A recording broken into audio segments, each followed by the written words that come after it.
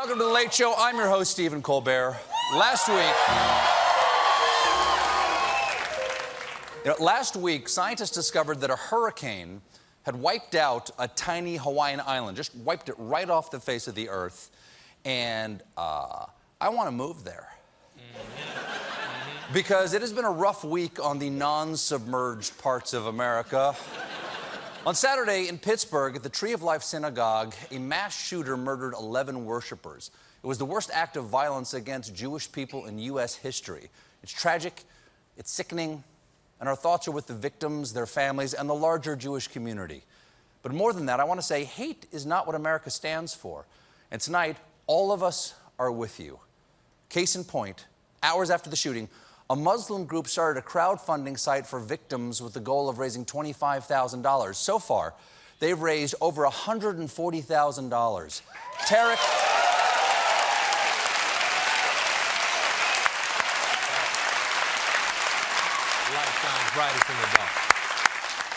Tarek El-Masidi, the activist who started the page, explained, "We wish to respond to evil with good." Now, I know what you're saying. You're saying, well, yeah, it's easy to have that kind of goodwill between historical friends like the Jewish people and Muslims. And I was also inspired by the 2,500 people who turned out on Sunday for a memorial service at the University of Pittsburgh, where Rabbi Jonathan Perlman said, "What happened yesterday will not break us. It will not ruin us. We will continue to thrive and sing and worship and learn together and continue our historic legacy in the city with the friendliest people that I know." Yes, it is going to take a lot more than this to break the resolve of the Jewish people. They will continue to worship, to learn, and to sing. And naturally,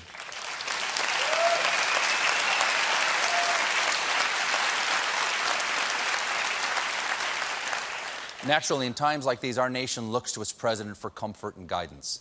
That's our first mistake. Immediately after the shooting, Trump told reporters how the attack in Pittsburgh could have been prevented. Spoiler alert, it's more guns. This is a case where if they had an armed guard inside, they might have been able to stop him immediately. Yes, it's so simple. In fact, why didn't the Jewish people have an armed guard for the last 5,000 years? Moses could have saved a lot of time walking in the desert if Pharaoh knew he was packing. You know what I mean?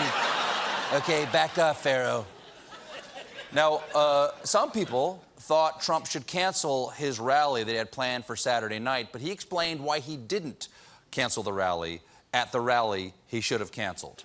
Dick Grasso, a friend of mine, great guy, he headed up the New York Stock Exchange on September 11th, and the New York Stock Exchange was open the following day. He said, and what they had to do to open it, you wouldn't believe. We won't even talk to you about it. But he got that exchange open. That is an inspiring story, if any of it was true. Because the New York Stock Exchange was closed until September 17th. So, Trump's instinct when addressing a tragedy was to lie about another tragedy. I think lying about anything associated with 9/11 is a disqualifier for the presidency or really having any job. Okay, Bill.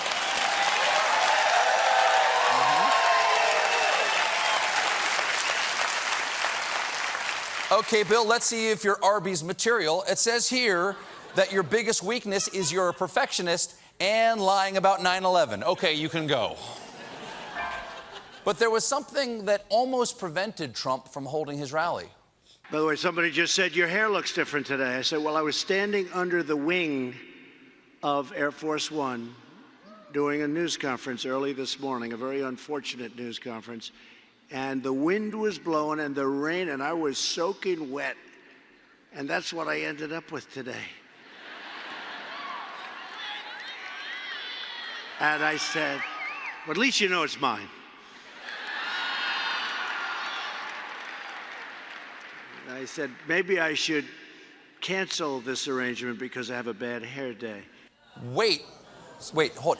So he thinks all the other ones are good hair days? Oh, nah. That is deeply troubling. When he was walking on the plane, the thing almost came off. Another weird thing happened on the way to the rally. Take a look at this clip from Saturday of Trump carrying an umbrella and boarding Air Force One. Okay, so there he is, just about to board with his umbrella, and time to close it up, and he just leaves it. You can't, he just walks away. There you go. There you go. You can't just drop an umbrella when you're done with it. It's not a wife. Not for... Wow. Not for nothing, but remember when Trump took a test to say his brain was good? And then we found out the guy who administered the test was popping pills. Then we just never did another test. I think this was the other test.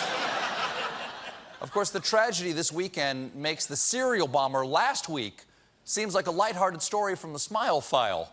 The FBI caught that guy who did it, Florida maniac and guy who uses the Just for Men stencil pack. Cesar Sayak, this alleged criminal, was arrested on Friday morning at an AutoZone car part shop in Florida, which, let's face it, is definitely not the first time someone has said that sentence. Here's what we know about Sayak so far. He's 56 years old, and in the past, he's worked as a DJ and spent much of the past decade living out of his van. Living out of his van? My God, he's the most successful DJ I know.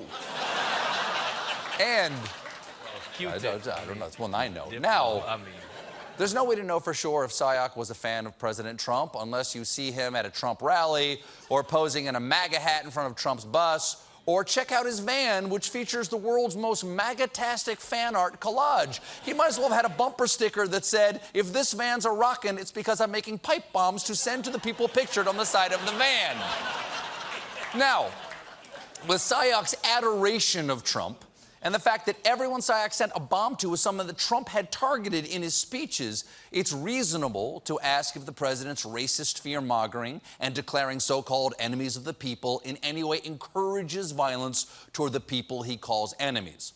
Reporters asked if the president bears any of that responsibility, and here's what Sarah Huckabee said. The only person responsible for carrying out either of these heinous acts were the individuals who carried them out. And the president agrees. There's only one place to put the blame. The fake news media, the true enemy of the people, must stop the open and obvious hostility and report the news accurately and fairly. That will do much to put out the flame, of anger and outrage, and we will then be able to bring all sides together in peace and harmony. Fake news must end. Nothing, okay, the point is, nothing I say influences anyone. But if the news keeps influencing people by saying what I said, I'm just gonna say, I told you so.